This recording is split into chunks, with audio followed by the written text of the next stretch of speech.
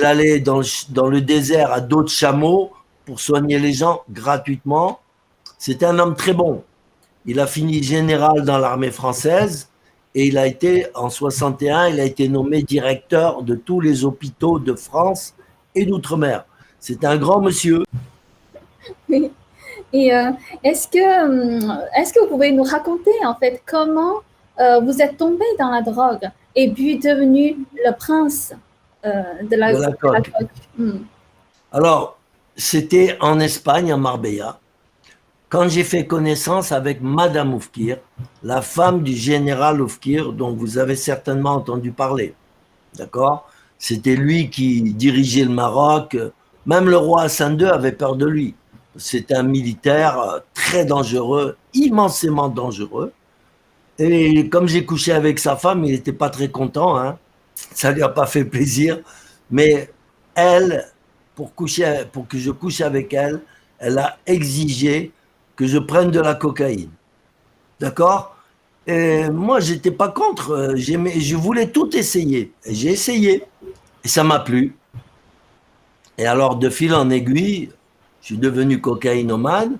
Et vous savez que quand vous prenez de la cocaïne, ça coûte cher. Donc, il faut faire le trafic pour pouvoir.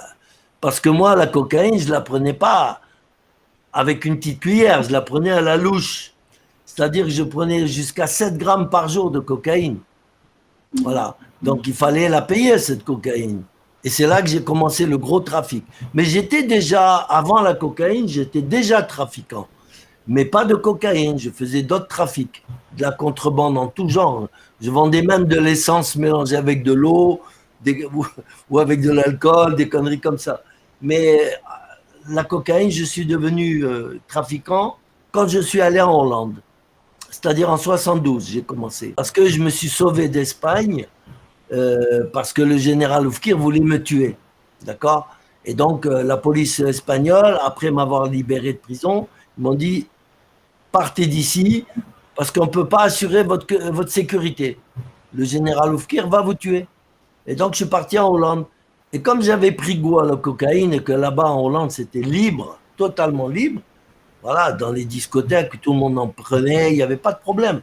Et j'ai commencé à faire comme ça. Et puis après, bah, j'ai fait connaissance avec des Américains du Sud, des Colombiens et tout ça. Et voilà, petit à petit, je me suis mis dans le trafic.